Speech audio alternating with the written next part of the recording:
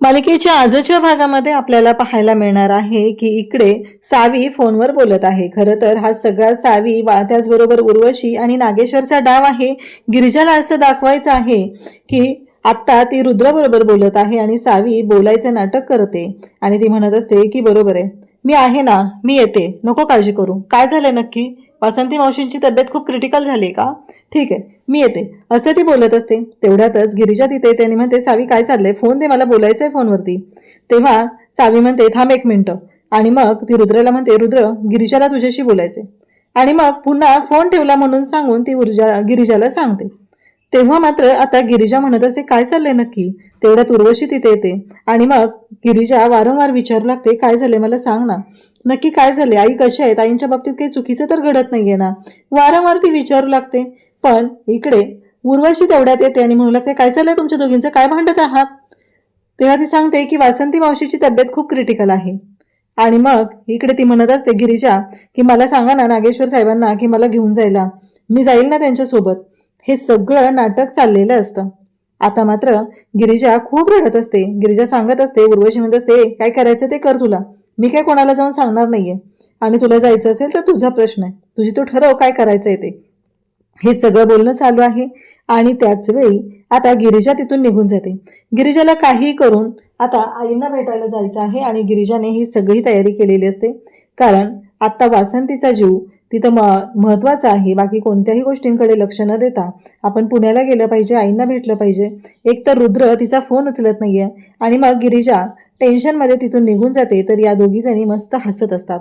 आणि त्याच वेळी इकडे गिरिजा बाहेर येते. तर नागेश्वरचं सुद्धा आता इकडे नाटक सुरू आहे की हो हो, आजची मीटिंग कॅन्सल करा, आणि आज आमच्या मिसेसची तब्येत बिघडली ना, त्यामुळे त्या पुण्याला ॲडमिट केलेल्या आहेत, तर आम्ही पुण्याला जातोय, असं इकडे नागेश्वर सांगत असतो.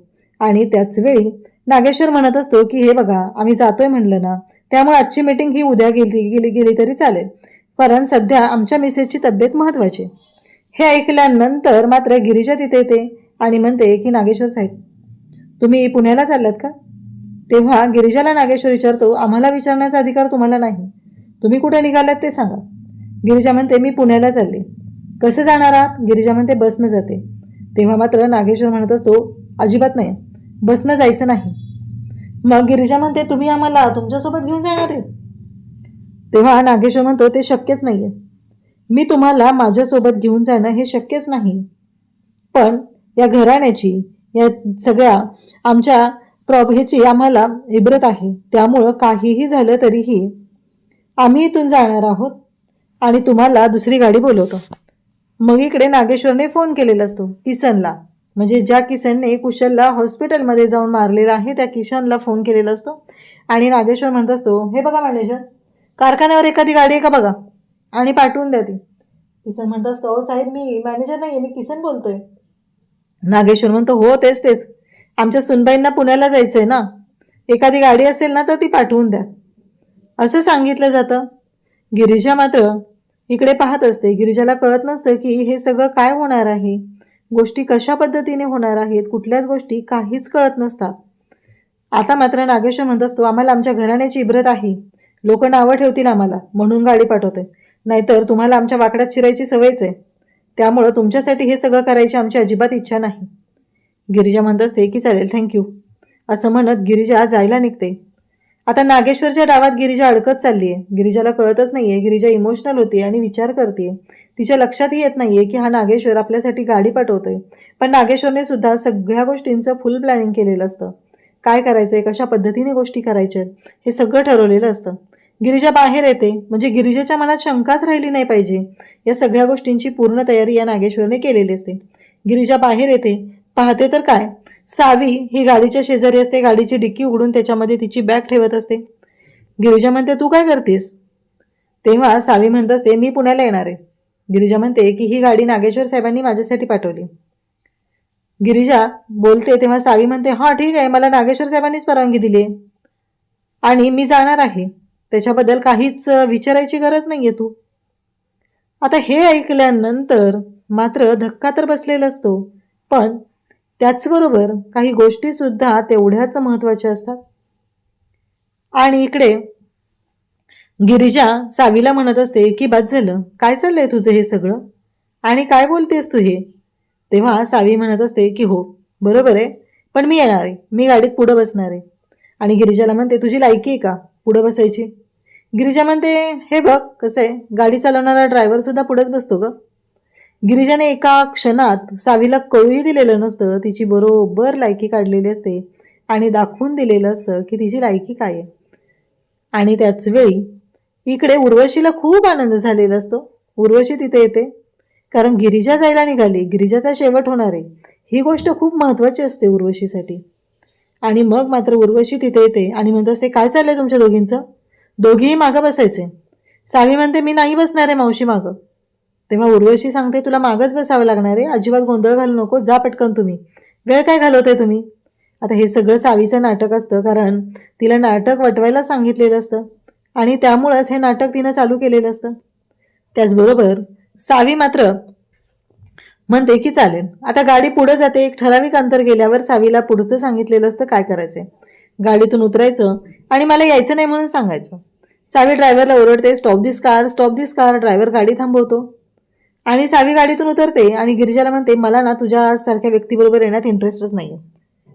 नाही, मला माझ्या होणाऱ्या नवऱ्याला भेटायला जायचंय. गिरिजा म्हणते बस कर तुझी नाटकं. होणारा नवरा काय होणारा नवरा, तो माझा नवरा आहे. देवा ब्राह्मणांच्या साक्षीने आमचं लग्न झालंय आणि तुझं काय चाललंय होणारा नवरा, तुझा काही संबंध नाहीये. आणि या गोष्टींमध्ये तू पडूही नकोस, एवढं लक्षात ठेव, कारण रुद्र आणि माझं लग्न झालेलं आहे, त्यामुळं तू या बाबतीत काहीही बोलू नकोस. आता हे ऐकल्यानंतर सावी पण तेवढी चिडलेली असते. गिरिजा म्हणते की चल आत्ताच्या आत्ता चल गाडीत बस. कसे तुला माहीत नाहीये, पण काही गोष्टी खूप गरजेच्या आहेत, त्यामुळं या अशा ठिकाणी जंगलात मी तुला एकटीला सोडून जाऊ शकत नाहीये, म्हणून सांगते गाडीत बस. आता सावीला टेन्शन आलेलं असतं, जर सावी गाडीत बसली तर पुढे काय प्रॉब्लेम होणार आहे हे सावीला चांगलंच माहिती आहे. सावी म्हणत असते की नाही मी नाही बसणार आहे गाडीत, तुझी तू जा, मला तुझ्याबरोबर जाण्यात इंटरेस्टच नाहीये. गिरिजा म्हणत असते काय चाललंय तुझं हे सगळं, इतक्या वेळ झालं इंटरेस्ट नाही चाललंय तुझं, ऐकते मी. तेवढ्यात गिरिजेच्या फोनवरती विशाखाचा फोन येतो. विशाखा विचारू लागते की हे सगळं काय चाललंय, तू कुठं चाललीयस, काय घडतंय हे सगळं? तेव्हा मात्र तिला गिरिजा सांगते की अगं मी पुण्याला चालले, नागेश्वर साहेबांनी गाडी दिली आहे ना. गिरिजा म्हणते, तेव्हा विशाखा म्हणते नागेश्वर साहेबांनी गाडी, जरा विचार करा. म्हणजे बिचारी विशाखा एवढ्या शांतपणे या सगळ्या गोष्टी विचार करत असते, ठरवत असते, पण गिरिजाच्या लक्षात काही येत नसतं. आता हे विशाखाने बोलल्यानंतर गिरिजा म्हणते की नाही माझ्याबरोबर सावी आहे आणि बघ ना ती इथं जंगलात उतरून बसली, ऐकायलाच तयार नाहीये. तिला मी किती वेळ झालं सांगते, पण तिला ऐकायचंच नाहीये. तेव्हा विशाखा म्हणते की अगं शांत हो, सोड तिला तिथंच आणि जा तुझी तू, तुला उशीर होतोय ना, वासंती मावशींना भेटायचंय ना, कशाला तिच्या नादी लागते. आता विशाखाने हे सांगितले. सुरुवातीला विशाखाच्या मनात ही शंका आली होती, पण आता विशाखाने स्पष्टपणे सांगितल्यानंतर गिरिजा म्हणते ठीक आहे. मग गिरिजा गाडीत बसते आणि इकडे सावी मात्र तिचा प्लॅन वर्क करायला तयार होते. सावीने आता उर्वशीला फोन केलेला असतो आणि इकडे उर्वशी आणि नागेश्वर सावीच्या फोनची वाट बघतच बसलेले असतात. कधी एकदा तिचा फोन येतोय आणि ती काय सांगते याच गोष्टी त्यांना जाणून घ्यायच्या असतात. तेव्हा सावी सांगते की मी उतरले गाडीतून, गिरिजा पुढे गेली. आता नागेश्वर त्या क्षणी फोन फिरवायला सुरुवात करतो. नागेश्वरने त्याच्या गुंडाला म्हणजे किसनला तिथं सांगितले, थांबून ठेवलेलं असतं आणि सांगितलेलं आहे की गाडी आलेली आहे, म्हणजे सावध झालेलं आहे, ते लवकरात लवकर अडकलं पाहिजे पिंजऱ्यात. आणि मग मात्र नागेश्वरने पुढच्या गोष्टींची तयारी केल्यामुळं आता गिरिजावरती खूप मोठं संकट येणार असतं. गिरिजाला माहिती नसतं की पुढे काय होणार आहे.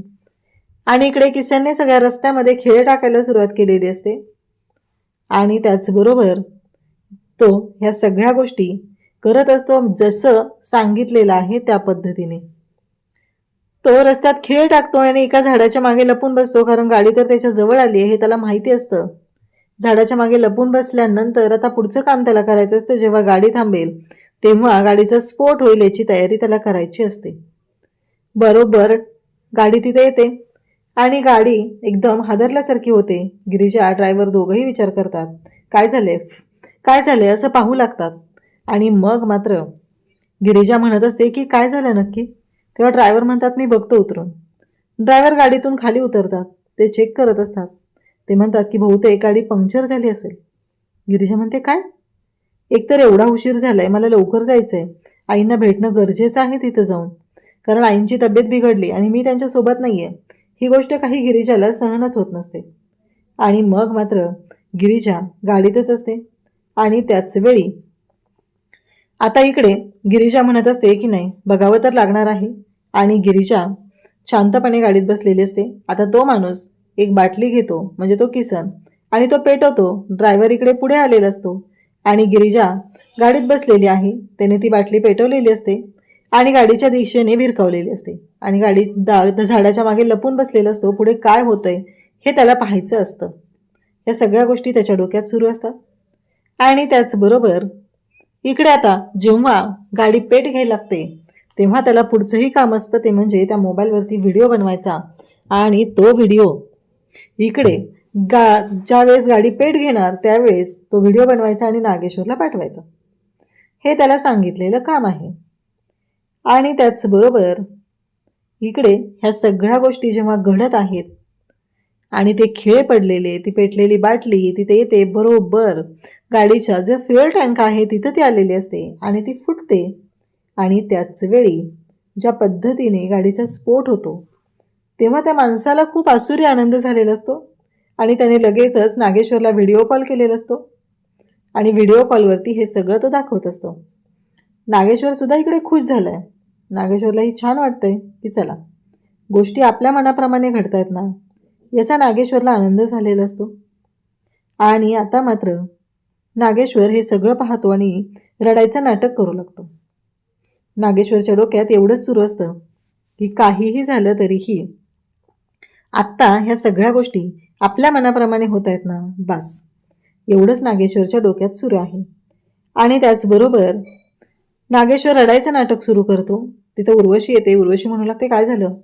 सुनबाई गेल्या, कसं होणार आमच्या चिरंजीवाचं?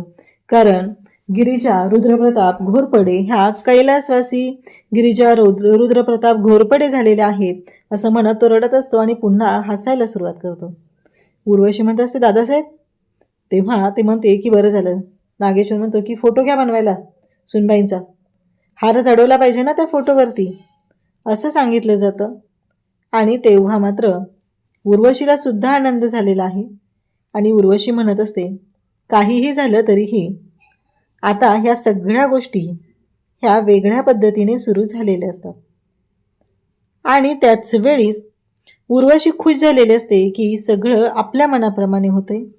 काहीही झालं तरीही या सगळ्या गोष्टी वेगळ्या पद्धतीने झालेल्या आहेत हे लक्षात आलेलं असतं. आणि तेव्हा मात्र इकडे गिरिजा गाडीतून एक व्यक्ती येते. त्या व्यक्तीने पांघरून घेतलेलं असतं आणि ती व्यक्ती गिरिजाला खेचत बाहेर घेऊन जाते. आणि नेमकं त्यावेळेसच गाडीचा स्फोट होतो.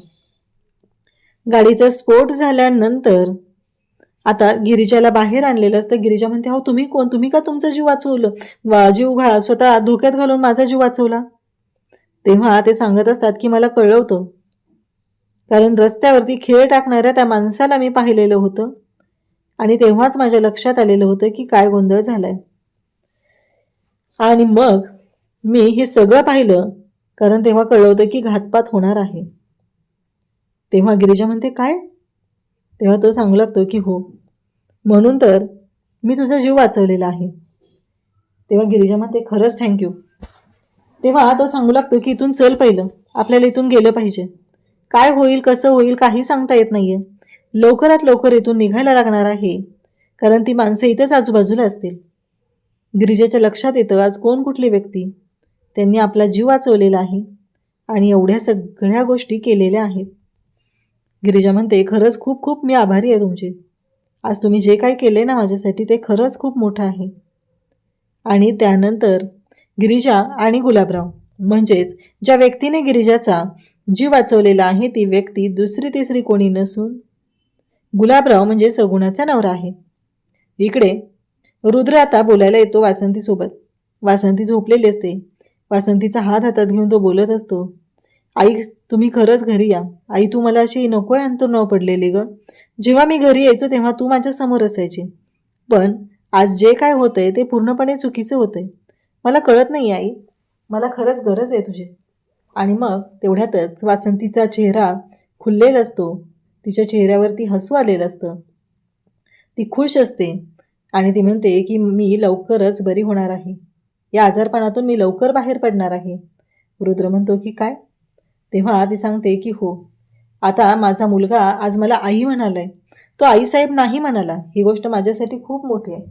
इतक्या वर्षानंतर माझी इच्छा पूर्ण झालेली आहे असं ती सांगू लागते. आणि त्याच वेळेस इकडे तिलाही तेवढाच आनंद झाला. त्यावेळेस ती सांगत असते की आणखी एक महत्त्वाची गोष्ट सांगायची, आणि ती म्हणजेच की गिरिजाच्या बाबतीत थोडा विचार कर. कसे तिची आई लहान असताना गेली, त्यानंतर आत्ता लग्न झालं आणि तिच्या वडिलांचा असा मृत्यू झाला. मग साहजिकच आहे ना, तिने या सगळ्या गोष्टींचा शोध घेणं, आपल्या वडिलांच्या बाबतीत काय झालंय हे शोधून काढणं. मग आपण तिच्या पाठीशी उभं राहायचं सोडून तिला दोष का देतोय, असं इकडे वासंती सांगत असते. तेव्हा आता रुद्रला सुद्धा कुठंतरी पटायला लागलेलं आहे. ह्या सगळ्या गोष्टींबद्दल त्यालाही जाणवत आहे की नाही काहीतरी चुकीचं घडतंय, आणि तो विचार करायला लागलाय. उद्याच्या भागात आपल्याला पाहायला मिळतं की आता गिरिजा, विशाखा, त्याचबरोबर श्रीमंत हे सगळेजण फार्म हाऊसवरती पोहोचलेले आहेत. आणि फार्म हाऊसवरती पोहोचल्यानंतर तिथे त्यांनी मारामारी सुरू केलेली आहे. आणि त्याच वेळेस तिथे त्यांनी देवकीला गिरिजाने सोडवलेलं आहे. त्या गुंडांची चांगलीच धुलाई केलेली असते आणि त्यात सगळ्यातून देवकीला सोडवलेलं आपल्याला पाहायला मिळतं. इकडे नागेश्वरला फोन आलाय, गिरिजा तिथं आली आणि तिने देवकीला सोडवून घेऊन गेली. आता मात्र नागेश्वरच्या शिट्ट्या वाजू लागतात. त्याला कळायचं बंद होतं हे सगळं काय आहे. आणि नागेश्वर चिडलेला असतो. उर्वशी म्हणते काय झालं. इकडं तर नागेश्वर आणि उर्वशीने आनंद व्यक्त केलेला असतो की गिरिजा गेली, पण इथं गिरिजा तर गेलीच नाहीये, तर इवन तिनं देवकीला सुद्धा सोडवले. ह्यामुळं नागेश्वरची वाट लागलेली असते. आता देवकीला घेऊन गिरिजा तिथून बाहेर पडत असते. पण नेमकं घडतं असं की गिरिजाच्या लक्षातच येत नाही की काय गोंधळ चाललेला आहे. आणि तिथून ते गुंड येतात नागेश्वरचे आणि ते पुन्हा हल्ला करायला आलेले असतात. आणि तेव्हा मात्र इकडे गिरिजा ज्या पद्धतीने या सगळ्या गोष्टी करत असते, आणि गिरिजाला वाचवायला श्रीमंत आणि विशाखा दोघंही तिथं आलेले आहेत. म्हणजेच गिरिजाने चांगलीच नागेश्वरची वाट लावलेली आहे. अशाच अपडेटसाठी चॅनलशी कनेक्ट राहा. थँक्यू.